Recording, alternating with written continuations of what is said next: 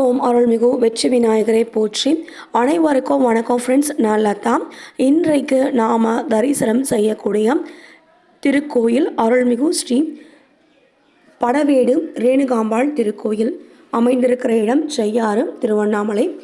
இந்த திருக்கோயில் பற்றி நிறைய விசேஷங்கள் நீங்கள் சொன்னால் நம்புவீங்களா அப்படின்றதே எனக்கு சந்தேகமாக கூட இருக்குது.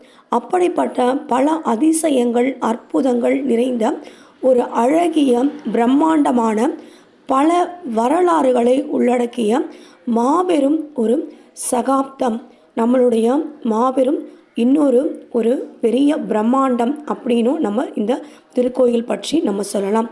முதல்ல நாம் கோயிலுடைய வரலாறு என்ன அப்படின்றத நம்ம தெரிஞ்சிருக்கலாம். அதற்கு பிறகு நாம் கோயில் தரிசனங்கள், கோயில் உள்ளே இருக்கிற தெய்வங்களை தரிசனம் பண்ணலாம். கோயில் பக்கத்தில் இருக்கிற மற்ற கோயில்களை பற்றியும் உங்களுக்கு நான் சொல்கிறேன். கோயிலுடைய விசேஷங்கள். முதல்ல குலதெய்வம் அப்படின்றவங்க யாருன்றதை முதல்ல நாம் தெரிஞ்சுக்கணும். முதல்ல குலதெய்வங்கள் அப்படின்றவங்க நம்மளுடைய முன்னோர்கள், அவங்களுடைய முன்னோர்கள் எல்லாரும் சேர்ந்து வணங்கக்கூடிய ஒரு தெய்வங்கள் தான் நம்மளுடைய குலதெய்வங்கள். அப்படிப்பட்ட குலதெய்வங்கள் கிட்ட நாம் எப்படி வழிபாடு செய்யணும் அப்படின்றத முதல்ல நாம் தெரிஞ்சுக்கணும். எப்போதுமே நாம் குலதெய்வங்களை வழிபாடு செய்யப்படும் பொழுது முதல்ல அவங்களுக்கு நம்ம பொங்கல் வைக்கணும். இப்போ அதை தான் நான் உங்களுக்கு சுற்றி காமிக்கிறேன். குலதெய்வத்தை நாம் தரிசனம் பண்ண போகிறதுக்கு முன்னாடியே முதல்ல நாம் பொங்கல் வச்சிடணும். பொங்கல் வச்சு அதுக்கு பிறகு நாம் அர்ச்சனையோடு செஞ்சு தேங்காய், பழம், வெற்றிலை பார்க்க நாங்கள் மாவிளக்கு நிச்சயமாக போடுவோம். அதே மாதிரி நீங்களும் உங்களுடைய குலதெய்வத்தை முன்னோர்கள்கிட்ட கேட்டு நீங்கள் தெரிஞ்சுக்கோங்க. மாவிளக்கு ஏற்றி நாங்கள் புடவை, வளையல், மஞ்சள், குங்குமம், கயிறு இது எல்லாமே தட்டில் வச்சு அதுக்கு பிறகு நாங்கள் இந்த அர்ச்சனையை வச்சு நாங்கள் அங்கே பொங்கல் செஞ்சோம் இல்லையா, அந்த பக்கத்துலேயே அங்கே அடுப்பு, விறகு, தேவையான பொருட்கள் எல்லாமே விற்கும். நாங்கள் அதெல்லாம் ரெடி பண்ணி கொண்டு வந்து அம்மனுக்கு எங்களுடைய குலதெய்வம் அருள்மிகு ஸ்ரீ ரேணுகா பரமேஸ்வரி அம்மன் படவேடு, அவங்களுக்கு நாங்கள் படையல் படைப்போம். படைச்சிட்ட பிறகு நாங்கள் உள்ள தரிசனம் பார்த்துட்ட பிறகு முதல்ல நம்ம தரிசனம் பண்ண போகிறது அருள்மிகு ஸ்ரீ வரசித்தி விநாயகர். அதுக்கு பிறகு நாம் அருள்மிகு ஸ்ரீ வள்ளி சண்முகர் தெய்வானை முருகப்பெருமானை தரிசனம் பண்ணுறோம். விநாயகரை தரிசனம் பண்ணி கற்பூரம் ஏற்றி பொங்கல் அங்கே வச்சு சாமி கும்பிட்டுட்ட பிறகு நாம் வள்ளி சண்முகர் தெய்வானையை நாம் தரிசனம் பண்ணிகிட்ருக்கோம். தரிசனம் பண்ணி இதே மாதிரி நம்ம கோயிலை சுற்றி வரப்போகிறோம். இந்த கோயிலில் நிறைய விசேஷங்கள் இருக்குது. இன்னமும் இந்த கோயில் பற்றி நாம் தெரிஞ்சுக்க வேண்டிய விஷயங்கள் நிறைய இருக்குது அப்படின்றது தான் நான் சொல்லுவேன். நீங்கள் நம்புவீங்களா அப்படின்றதே எனக்கு சந்தேகமாக கூட இருக்குது. ஏன்னா இந்த கோயிலுடைய வரலாறு அருள்மிகு ஸ்ரீ ரேணுகா தேவி, ரேணுகா பரமேஸ்வரி அம்மன் தலை ஒருத்தருடையும் உடல் இன்னொரு உருவத்திலையும் இருப்பாங்க. உருமாறி வந்தவள் மாரியம்மன் அப்படின்ற ஒரு திருப்பெயரும் அருள்மிகு ஸ்ரீ ரேணுகா பரமேஸ்வரி அம்மனுக்கு உண்டு. மாரி அப்படின்னா மழை என்பது பொருள். உலக மக்கள் வாழ்வதற்கும் வாழ்வாதாரமாக விளங்குவது இந்த மழை தான். அப்படிப்பட்ட மழையை கொடுத்து விவசாயத்தை வளர்க்க செய்து உயிரினங்கள் வாழ்வதற்கு அடிப்படையாக இருக்கக்கூடிய மழையை வழங்குவதனால் இந்த அம்மனுக்கு, படைவீட்டு அம்மனுக்கு நாம் மாரியம்மன் அப்படின்ற ஒரு திருப்பெயரும் உண்டு. உடல் மாறி வந்ததினால் இந்த அம்மனுக்கு மாரியம்மன் அப்படின்ற ஒரு சிறப்பு பெயரும் உண்டு. இந்த அம்மனுக்கு உலகை காக்க வந்தவள், உலகத்துக்கே தாயானவள் அப்படின்ற ஒரு சிறப்பு பெயரும் இருக்குது. நீங்கள் எந்த கூகுளில் வேணால் சர்ச் பண்ணி பாருங்கள். உலகத்துக்கே தாயாகி உருமாறி வந்தவள் படவேடு ஸ்ரீ ரேணுகாம்பாள் அப்படின்ற ஒரு சிறப்பு பெயரும் இருக்கும். இந்த இடம் நீங்கள் பார்த்தீங்கன்னா எல்லா திருக்கோயில்களுக்கும் ஒரு வரலாறு இருக்கும். ஆனால் இந்த திருக்கோயிலில் நீங்கள் உங்களுடைய ஒரு அடி உங்கள் பாதத்துலேருந்து ஒரு அடி நீங்கள் எடுத்து வச்சிங்கன்னா கூட நிச்சயமாக உங்களை சுற்றி ஜமதக்னி முனிவர் உங்கள் கண்ணுக்கு வருவார். அதே மாதிரி ரேணுகா பரமேஸ்வரி அம்மா வருவாங்க, அவங்களுடைய 4 மகன்கள் வருவாங்க.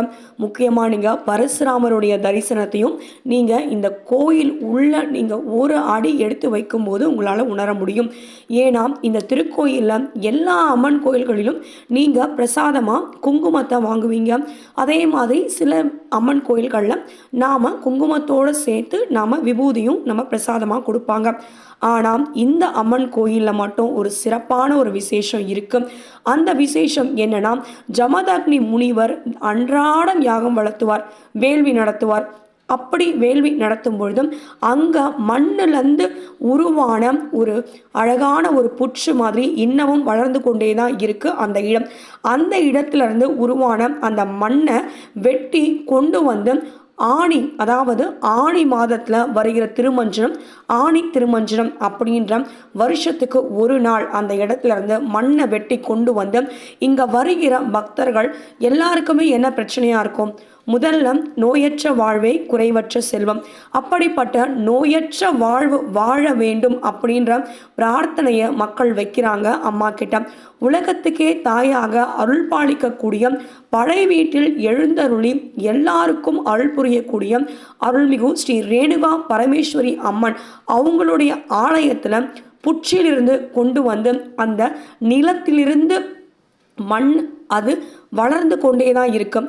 எப்படி ஒரு வேள்வியில் கடைசியில் நமக்கு சாம்பல் ஒரு பிரசாதமாக வழங்கப்படுகிறதோ, ஜமதக்னி முனிவரும் அவருடைய மகன்களும் இன்னமும் ரேணுகா பரமேஸ்வரி அம்மன், ரேணுகாதேவி என்ற பெயர் கொண்ட ஜமதக்னி முனிவருடைய மனைவியாக அவதரித்தவள் தான் இந்த தாயானவள். அப்படி வேள்விகளை வளர்க்கும் போதும் அந்த வேள்விகளிலிருந்து எப்படி சாம்பல் நமக்கு கிடைக்கிறதோ, இன்னமும் இந்த செய்யாறு பகுதியில் பக்கத்தில் ஆரணி என்கிற ஒரு கிராமத்துக்கு அருகில் படவேடு, அந்த இடத்தில் ஜமதக்னி முனிவர் இன்னமும் வேள்விகள் வளர்ப்பதாகவும் அவங்களுடைய மகன்களோட அந்த வேள்விகளிலிருந்து சாம்பல் நமக்கு பிரசாதமாக இந்த மண்ணை வெட்டி கொண்டு வந்து கோயில்களில் பிரசாதமாக ரேணுகா பரமேஸ்வரி அம்மன் கோயிலில் கொடுக்குறாங்க. எப்பேற்பட்ட நோயாக இருந்தாலும், எப்பேற்பட்ட வியாதியாக இருந்தாலும், எவ்வளோ டாக்டர்ஸுங்க கைவிட்டாலும் கூட இந்த அம்மன் கோயிலில் நீங்கள் வந்து இந்த தாய்கிட்ட நீங்கள் வேண்டிக்கிட்டீங்கன்னா நிச்சயமாக அந்த மண் உங்களுக்கு பிரசாதமாக வழங்கப்பட்டு உங்களுடைய எவ்வளவு பெரிய ஒரு நோயாக இருந்தாலும் இந்த தாய் உங்களுக்கு குணமாக்கி கொடுக்குறாங்க. அப்படின்றது தான் ஒரு பெரிய விசேஷம். மேலும் இந்த குலதெய்வத்தை நாம் முதல்ல பொங்கல் வச்சு தான் அதுக்கு பிறகு நம்ம குலதெய்வத்தை போய் பார்க்கணும். குலதெய்வத்துக்கிட்ட நம்ம என்ன வேண்டிக்கணும்னா, ஒரே ஒரு வேண்டுதல், குடும்பத்தை நல்லா நீ வச்சுக்கணும், குடும்பத்தை நீங்கள் பாதுகாத்து, குடும்பத்தை நீங்கள் எங்களுக்கு சகல சௌபாக்கியங்களோடு அருள் செய்து வாழ வைக்கணும் அப்படின்றது தான் நீங்கள் குலதெய்வத்துக்கிட்ட அன்றாடம் நீங்கள் வேண்டிக்கிற ஒரு மிகப்பெரிய ஒரு பிரார்த்தனை. 3 முறை உங்களுடைய குலதெய்வத்தோடைய பெயரை சொல்லி குடும்பத்தில் என்ன வேண்டுதல் வேண்டுமோ குடும்பத்தை பாதுகாத்து வழிநடத்தி எங்களுக்கு 16 செல்வங்களையும் வரம் அருளும் தாயே, குலதெய்வமே, உங்களுடைய குலதெய்வம் என்னவா இருக்காங்களோ அவங்கள நீங்கள் வேண்டிக்கோங்க. நான் ரேணுகா பரமேஸ்வரி அம்மன் கோயில் பற்றி நீங்கள் இப்போ எங்களுக்கு குலதெய்வம் அந்த அம்மா தான், குலதெய்வம் அப்படின்றதுனால நான் போயிருக்கேன் அப்படின்றது அர்த்தம் கிடையாது. நீங்கள் உண்மையிலேயே உங்களுக்கு வந்து எந்த விதமான பிரச்சனைகள் இருந்தாலும், எந்த விதமான நோய்கள் இருந்தாலும், எந்த விதமான கஷ்டங்கள் இருந்தாலும் ஜமதக்னி முனிவரும் ரேணுகாதேவி அம்மாவும் அவங்களுடைய 4 மகன்களும் பரசுராமரும் இன்னமும் இந்த இடத்துல வேள்விகளை வளர்த்து கொண்டு உலக மக்களுக்காக நன்மைகளை அருள் செய்து கொண்டிருக்கிறார்கள். அப்படின்றது தான் இந்த இடத்துல நீங்கள் போகும்போது உணரக்கூடிய ஒரு மிகப்பெரிய அற்புதம். நீங்கள் நம்புவீங்களா இல்லையான்றது எனக்கு தெரியல. ஆனால் நிச்சயம் நீங்கள் இந்த கோயிலுக்கு நீங்கள் சென்று நீங்கள் வழிபாடு நீங்கள் பண்ணுங்க, அந்த அம்மாவை போய் நீங்கள் தரிசனம் பண்ணுங்க. அடுத்ததாக அந்த அம்மாவுடைய இப்போ நம்ம கோயிலில் முதல்ல வரசக்தி விநாயகரை தரிசனம் பண்ணோம். அதற்கு பிறகு வள்ளி சண்முகர் தெய்வானை சமேதராக நாம் தரிசனம் பண்ணோம். அதற்கு பிறகு நம்ம சில அடி தூரங்கள் நம்ம வந்த பிறகு அருள்மிகு ஸ்ரீ சோமநாத ஈஸ்வரர், அருள்மிகு ஸ்ரீ உமா மகேஸ்வரி அம்மனை நம்ம தரிசனம் பண்ணுறோம். இந்த இடத்துல ஒரு பச்சை கலரில் ஒரு கயிறு ஒன்று கொடுப்பாங்க. நீங்கள் ஒரு 5 ரூபா இல்லை 10 ரூபா நீங்கள் காணிக்க கொடுத்துட்டு நீங்கள் அந்த கயிறை நீங்கள் கட்டிக்கலாம். அந்த கயிறு உண்மையிலேயே ரொம்ப விசேஷமானது. உங்கள் பாதுகாக்கிற, உங்கள் குடும்பத்தை பாதுகாக்கிற ஒரு மிகப்பெரிய ஒரு அருள் பிரசாதமாக எப்படி இந்த மண் பரசுராமர் வேள்வி செய்கிறார், அவருடைய அந்த வேள்விகள்லேருந்து நமக்கு சாம்பல் இன்றைக்கு மண்ணாக பிரசாதமாக நமக்கு கிடைக்குதோ அதே அளவு சக்தி படைத்தது அருள்மிகு ஸ்ரீ சோமநாத ஈஸ்வரர் அவங்களுடைய அந்த சன்னிதானத்திலேருந்து நமக்கு கிடைக்கிற அந்த ஒரு பச்சை கலரில் இருக்க ஒரு கயிறு. நிச்சயமாக நீங்களும் கட்டிக்கோங்க. இந்த வாட்டி நான், என் குழந்தை, என் வீட்டுக்காரரும் எல்லாருமே நாங்கள் வாங்கிட்டு வந்தோம். அதே மாதிரி ஸ்ரீ பைரவரை தரிசனம் பண்ணலாம், ஸ்ரீ நாகரை தரிசனம் பண்ணலாம். அதற்கு பிறகு எதிர்த்த மாதிரி மிக அற்புதமான ஒரு திருக்குளம் ஒன்று காணப்படுகிறது. இந்த அம்மனை நாம் தரிசனம் பண்ணும்பொழுது 3 தெய்வங்களையும் தரிசனம் பார்க்கிற ஒரு மிகப்பெரிய ஒரு அற்புதம் இங்கே நிகழ்கிறது. ஏன்னா நீங்கள் சிரசு தனியாகவும் சுதை ரூபம் அதாவது முழு வடிவமாகவும் கருவறையில் நீங்கள் அம்மாவை நீங்கள் தரிசனம் பண்ணலாம். இந்த தெய்வத்தை ரேணுகா பரமேஸ்வரி அம்மனை நீங்கள் பிரம்மா, விஷ்ணு, சிவன் மும்மூர்த்திகளையும் நீங்கள் தரிசனம் செய்த பலன் உங்களுக்கு ஸ்ரீ ரேணுகா பரமேஸ்வரி அம்மனை தரிசனம் பண்ணும் பொழுது உங்களுக்கு கிடைக்கிறது. ஆதிசங்கரர் அவரால் பிரதிஷ்டை செய்யப்பட்ட பானலிங்கத்தை நீங்கள் தரிசனம் செய்யக்கூடிய ஒரு மிகப்பெரிய பாக்கியம் உங்களுக்கு கிடைக்கிறது. மேலும் சிரசின் ரூபமாகவும் சுதை வடிவம் முழு வடிவமாகவும் அழகிய கர்ப்ப கிரகம் இந்த ஆலயத்தில் அமைந்திருப்பது ஒரு தனி சிறப்பு. மேலும் பரசுராமர்க்கென ஒரு தனியாக நாம் வழிபடக்கூடிய அவருக்கும் ஒரு சன்னிதானம் அமைக்கப்பட்ட அவரும் ஒரு வழிபாடு செய்யப்படுவது இந்த இடத்துல ஒரு மிகப்பெரிய ஒரு அற்புதம் அப்படின்றது தான். மேலும் இந்த ரேணுகா தேவி என்கிற இந்த ஜமதக்னி முனிவருடைய மனைவி ரேணுகா பரமேஸ்வரியாக உலகத்துக்கே தாயான ஒரு மிகப்பெரிய ஒரு வரலாறு இன்றைக்கு நாம் கேட்க போகிறோம். வாங்க. இப்போ ஜமதக்னி முனிவர் நான் ஏற்கனவே சொல்லியிருந்தேன், அன்றாடம் வேள்விகளை நடத்துபவர். அப்போ அந்த காலத்தில் நீருக்கே பஞ்சம், நீரே கிடைக்காது அப்படின்னா கூட ரேணுகா தேவி அந்த தாய் என்ன பண்ணுவாங்களாம், கைலாயத்துக்கு போய் அங்கே சிவபெருமானிடம் வேண்டி கங்கை நதியை கொண்டு வருவாங்களாம். அப்படிப்பட்ட ஒரு மிக அற்புதமான சக்தி படைத்தவன் தான் இன்றைக்கு நாம் வணங்கக்கூடிய அருள்மிகு ஸ்ரீ படவேட்டில் எழுந்தருளி அருள் பாலிக்கின்ற அருள்மிகு ஸ்ரீ ரேணுகா பரமேஸ்வரி அம்மன். இந்த ரேணுகா பரமேஸ்வரி அம்மன் இந்த இடத்துல நாம் ஒரு முறை நாம் ரேணுகா பரமேஸ்வரி அம்மன் அவங்க பானைகள் அதெல்லாம் கொண்டு போய் குடங்களோ கொண்டு போயிட்டு அந்த நீர்நிலைகள்லேருந்து தண்ணி கொண்டு வந்து வேள்விக்காக அவங்க கொடுக்கறது கிடையாது. அவங்களுடைய விசேஷம் என்ன அப்படின்றத நம்ம பார்க்கும்பொழுது நமக்கே ஒரு பெரிய ஆச்சரியமாக இருக்கும். இப்படியும் இந்த மண்ணில் வாழ்ந்திருக்காங்க. இந்த மண்ணில் இன்றைக்கு நாமளும் நின்று கொண்டிருக்கிறோம். அந்த தாயை வணங்குற, அந்த தாயை உணர்கிற ஒரு பெரிய பாகியத்தை நமக்கு அந்த தாய் கொடுத்துருக்காங்க அப்படின்னு நினைக்கும் பொழுது உண்மையிலேயே நாமளும் ஒரு மிகப்பெரிய அதிர்ஷ்டம் படைத்தவர்கள் அப்படின்றத நம்மால் உணர முடியும். மேலும் இந்த ரேணுகா பரமேஸ்வரி அம்மன் குளங்களுக்கு சென்று நீர்நிலைகளுக்கு சென்று அங்கே என்ன பண்ணுவாங்கன்னா, அங்கே பக்கத்தில் இருக்கிற களிமண்ணோ மண்ணோ எதையோ ஒன்று கொண்டு அழகாக ஒரு உருவம், அதாவது ஒரு தண்ணி கொண்டு வர அளவுக்கு ஒரு அழகான ஒரு வடிவத்தை உருவாக்கி பக்கத்தில் இருக்கிற நீர்நிலைகள்லேருந்து தண்ணி கொண்டு வர்றது வழக்கம். அப்படி தண்ணி கொண்டு வரும்பொழுது அவங்க மேலே ஒரு அழகிய கந்தர்வனை பார்க்குறாங்க. அந்த கந்தர்வனை கூட அவங்க நேராக பார்க்கல, முகத்துக்கு முகம் பார்க்கல. அந்த குளம் இருக்கு இல்லையா, அந்த குளத்தில் இருக்கிற அந்த ரெஃப்ளெக்ஷன், அந்த குளத்தில் அவங்களுடைய முகம் பிம்பம் தெரியுது. அப்போ அவங்க யோசிக்கிறாங்க, இவ்வளவு அழகான ஒரு முகம், அழகான ஒரு படைத்தவர்கள் இருக்கிறாங்க இந்த உலகத்தில் நினச்சி அவங்க உண்மையிலேயே சந்தோஷப்படுறாங்க. ஒரு தாய் என்பவள் எல்லா உயிரினங்களையும் நேசிப்பவள். அழகு அப்படின்றதையும் தாண்டி அந்த முகம், அந்த அவங்க தண்ணி எடுக்கும் பொழுது அந்த குளத்தில் தெரிந்ததினால் அவங்க அந்த அழகை அவர்கள் ஒரு தாயாக இருந்து ரசித்தார்கள் அப்படின்றது தான் நாம் இந்த இடத்துல வலியுறுத்தி சொல்லக்கூடிய ஒரு உண்மை. பல பேர் பலவிதமாக அம்மனுடைய வரலாறை சொல்கிறாங்க. ஆனால் ஒரு தாய் தன் குழந்தையை ரசிப்பது போல குழந்தையின் அழகை உணர்ந்து உணர்ந்து அந்த குழந்தையை பார்ப்பதற்கு ஏங்குவது போலத்தான் அந்த கந்தர்வனுடைய அழகு அம்மாவுக்கு தெரிஞ்சிருக்க. இருந்தாலும் அந்த பானை, அதாவது தண்ணி கொண்டு வரப்போனாங்க இல்லையா, அந்த பானை அது உடைந்து விட்டது அப்படின்றது. மேலும் ஜமதக்னி முனிவர் அவருக்கு ஏற்பட்ட கோபம், ஏன்னா இவங்க எப்படி அந்த கந்தர்வனுடைய அழகை ரசிக்கலாம் அப்படின்றது அவருக்கு ஏற்பட்ட கோபம். இந்த வரலாறு என்பது அந்த கோபத்தினால ஜமதக்னி முனிவர் ரேணுகாதேவி அம்மனுக்கு சாபம் கொடுக்குறாங்க. சாபம் கொடுக்கறதோடு இல்லாமல் தன்னுடைய மகன் ராமன், அதாவது பரசுராமர் அப்படின்ற ஒரு பேர் எப்படி ஏற்பட்டதுன்னா, பரசு அப்படின்ற ஒரு ஆயுதம் அவருக்கு வரமாக கிடச்சிது. அவர் செய்த ஒரு பெரிய யாகத்தினால, வேள்வியினால் அவர் செய்த தவத்தின் வலிமை தான் அந்த பரசு. அதனால் அவருக்கு பரசுராமன் அப்படின்ற ஒரு பெயர் கிடைக்குது.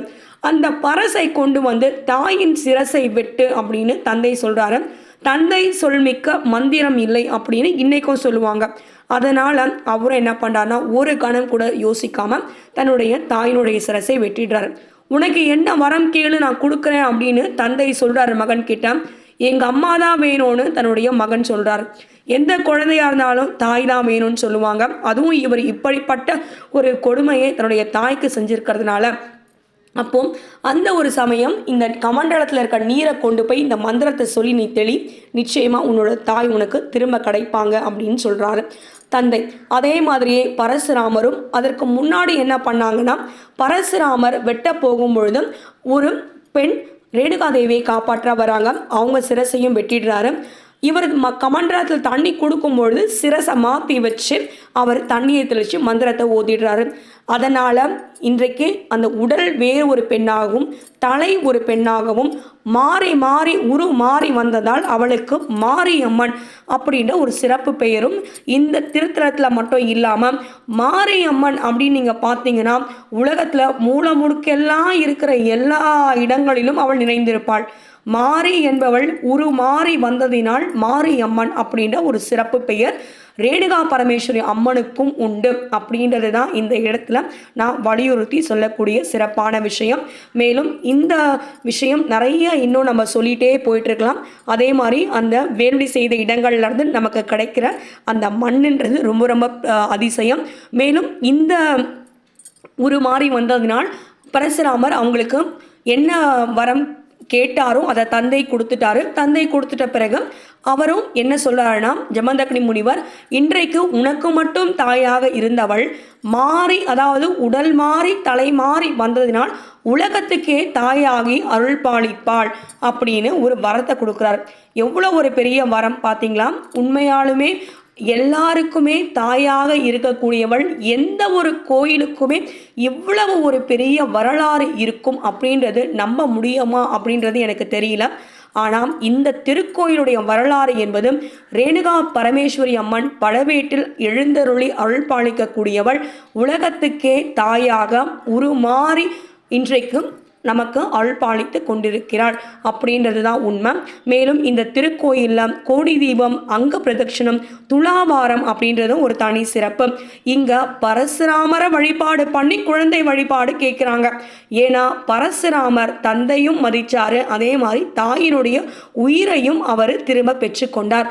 ஒரு குழந்தை என்பவள் இவனை மாதிரி இருக்கணும் அப்படின்றதுக்காக பரசுராமரை வேண்டிக் கொண்டு குழந்தை வரம் வேண்டி வருபவர்களும் இங்கே உண்டு. அதே மாதிரி மஞ்சள் கயிறு கல்யாணம் வேண்டி வருகிறவர்கள் கட்டுறாங்க. தொட்டில் கட்டி வழிபாடு பண்ணுறவங்களும் நிச்சயமாக இந்த திருக்கோயிலில் உண்டு. இந்த இடத்துல என்னோட குலதெய்வத்தை நான் வேண்டி எனக்கு குழந்தை பிறந்தது அப்படின்ற ஒரு உன்னதமான ஒரு விஷயத்தையும் இந்த இடத்துல நான் சொல்ல விரும்புகிறேன். நானும் வேண்டிக் கொண்டேன். அதே மாதிரி எனக்கும் இந்த அம்மா எனக்கு குழந்தை செல்வத்தை அருள் செய்திருக்காங்க. இப்போ நம்ம அடுத்ததான் இந்த கோயில் வரலாறு மிகப்பெரிய ஒரு வரலாறு. நம்ம நாள் முழுக்க இல்லை, நம்மளுடைய ஆயுசு முழுக்க பேசினா கூட அம்மாவை பற்றி பேசிகிட்டே தான் இருக்கலாம். இப்போ நம்ம இந்த திருக்கோயிலில் சுற்றி இருக்கக்கூடிய நிறைய கோயில்கள் இருக்கு. ரேணுகா பரமேஸ்வரி அம்மன் கோயிலில் எங்கள் அக்கா அடிக்கடி சொல்லுவாங்க, ஏன்னா இந்த கோயிலை சுற்றி நிறைய கோயில் இருக்குல்லத்தா, அங்கெல்லாம் போக முடியல அப்படின்னுவாங்க. அந்த கோயில் பற்றி நான் உங்களுக்கு சொல்கிறேன். யோக ராமச்சந்திர சுவாமி கோயில், அம்மையப்பர் ஈஸ்வரர் கோயில், அருள்மிகு ஸ்ரீ யோக ராமச்சந்திர சுவாமி கோயில், அருள்மிகு ஸ்ரீ அம்மையப்பர் ஈஸ்வரர் கோயில், அருள்மிகு ஸ்ரீ சுப்பிரமணியர் கோயில், அருள்மிகு ஸ்ரீ கைலாச விநாயகர் கோயில், அருள்மிகு ஸ்ரீ வேணுகோபால சுவாமி கோட்டைமலை கோயில், அருள்மிகு ஸ்ரீ லக்ஷ்மி நரசிம்ம சுவாமி கோயில், அருள்மிகு ஸ்ரீ வேல்முருகன் நட்சத்திரம் குன்றம், ஓம் அருள்மிகும் பெரிய கோட்டை வரதராஜ பெருமாள் கோயில், ஓம் அருள்மிகு ஸ்ரீ சின்னக்கோட்டை பெரிய வரதராஜ சுவாமி கோயில், அருள்மிகு ஸ்ரீ சதாசிவம் கோயில், அருள்மிகு ஸ்ரீ வீர ஆஞ்சநேயர் கோயில், அருள்மிகு ஸ்ரீ ஜலகண்டேஸ்வரர் கோயில், அருள்மிகு ஸ்ரீ கோதண்டராமர் கோயில். இதை தவிர நிறைய கோயில்கள் சுற்றி சுற்றி இருக்கு. நான் ஒரே ஒரு விஷயம் உங்களுக்கு நான் சொல்கிறேன். இன்னமும் ஜமதக்னி முனிவரும் ரேணுகாதேவி தாயாரும் அதே மாதிரி பரசுராமரும் வேள்வி செய்யக்கூடிய ஒரு மிகச் சிறப்பான இடம். உங்களுடைய மனநோய்களும் உடல் நோய்களும் அந்த மண்ணை நீங்கள் பிரசாதமாக இட்டு கொள்ளும் பொழுது அனைத்தும் உங்களுக்கு சுபமாகி உங்களுடைய வாழ்வு வளமாகக்கூடிய ஒரு சிறப்பான ஒரு திருத்தலம் அருள்மிகு ஸ்ரீ ரேணுகா பரமேஸ்வரி அம்மன் திருக்கோயில் படவேடு. உங்கள் குலதெய்வத்தை பார்க்க போகிறதுக்கு முன்னாடி தயவு செஞ்சு பொங்கலை வைங்க. பொங்கல் வச்சு உங்களுக்கு எவ்வளோ வேலையாக இருந்தாலும் பரவாயில்ல, எவ்வளோ உங்களுக்கு முடியாமல் இருந்தாலும் பரவாயில்ல, முதல்ல நீங்கள் பொங்கல் வச்சு நீங்கள் அதுக்கு பிறகு உங்களால் முடிஞ்ச ஒரு கற்பூரம் இல்லைனா கூட பரவாயில்ல, நீங்கள் பொங்கல் வச்சு நீங்கள் தரிசனம் பண்ணுங்கள் உங்களுடைய குலதெய்வத்தை. இதுதான் குலதெய்வத்தை வழிபாடு பண்ணுறதுக்கு சரியான முறை. மேலும் குலதெய்வங்களை நீங்கள் அன்றாடம் ஒரு 3 முறை குலதெய்வங்களுடைய பெயரை சொல்லி குடும்பத்தை காப்பாற்று, என் குடும்பம் உன் பொறுப்பு அப்படின்னு உங்களுடைய குலதெய்வத்தை கையில் நீங்கள் ஒப்படைங்க. நிச்சயமாக உங்களுடைய குடும்பம் வாழ்வாங்கு வாழும், ஊரோர் உலகோர் புகழக்கூடிய ஒரு மிக அற்புதம் உங்களுடைய குடும்பத்தில் நிச்சயமாக அருள்மிகு ஸ்ரீ ரேணுகா பரமேஸ்வரி அம்மன் நிகழ்த்துவாள். குலதெய்வங்கள் நிகழ்த்துவாங்க அப்படின்றது தான். தயவு செஞ்சு கோயிலுக்கு வாங்க. இந்த கோயில் மண்ணை நீங்கள் மிதித்து பாருங்கள். நிச்சயமாக ஜமதக்னி முனிவர் ரேணுகா பரமேஸ்வரி அம்மன் உடன் இருந்த குழந்தைகள் பரசுராமர், பரசு என்ற ஆயுதத்தை வரமாக பெற்ற பரசுராமர் அனைவரும் உங்களுக்கு நிச்சயமாக எல்லா நலமும் வளமும் 16 செல்வங்களும் அருள் செய்யக்கூடியவர்கள் உங்களுக்கு நிச்சயமாக அருள் செய்வார்கள். உலகத்துக்கே தாயாக விளங்கக்கூடிய படவேட்டில் எழுந்தருளி அருள் பாலிக்கக்கூடிய அருள்மிகு ஸ்ரீ ரேணுகா பரமேஸ்வரி அம்மன் வரலாறு தொடரும். ஓம் சக்தி. என் பேர் லதா, புதுப்பெருங்களத்தூர் ஏரிக்கரையிலேருந்து. இப்போ நம்ம அருள்மிகு ஸ்ரீ ரேணுகா பரமேஸ்வரி அம்மன் திருக்கோயில் படவேடு, திருவண்ணாமலை.